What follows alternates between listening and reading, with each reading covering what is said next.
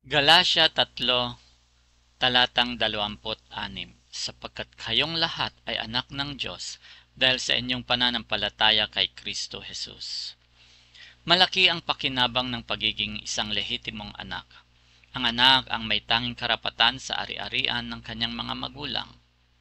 Ang tagapagmana sa lahat ng naipong kayamanan at pinaghirapang pag-aari ng pamilya.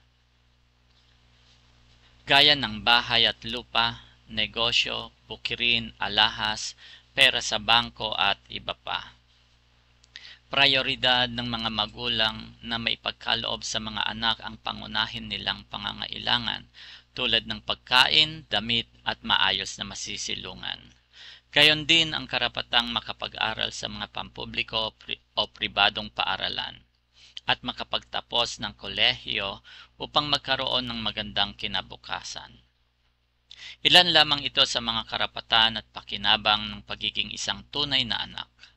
Hindi tayo itinuturing ng Diyos na kanyang mga alipin, kundi inari tayong mga anak.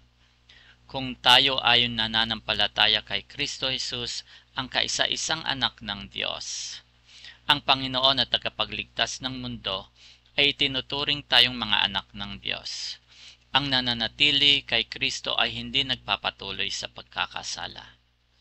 Ano ang mga pakinabang ng ating pagiging anak ng Diyos dahil sa ating pagsampalataya kay Kristo Jesus? Ang pinakatangis sa lahat ay buhay na walang hanggan.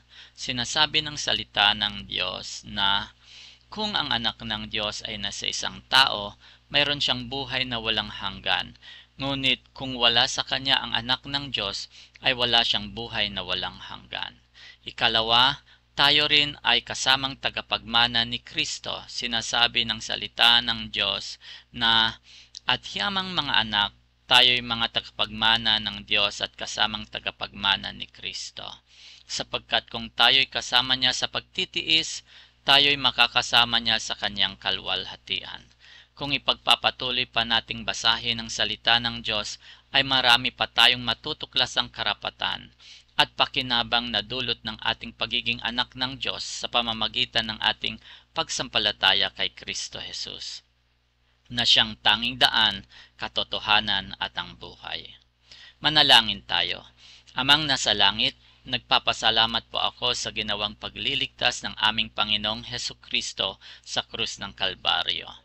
Inaamin ko po na ako'y nagkasala at hindi nakaabot sa iyong kalwalhatian.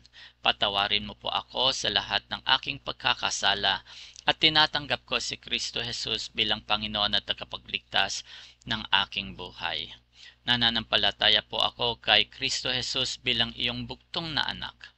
Patnubayan mo ako sa aking pananampalataya kay Hesus Kristo.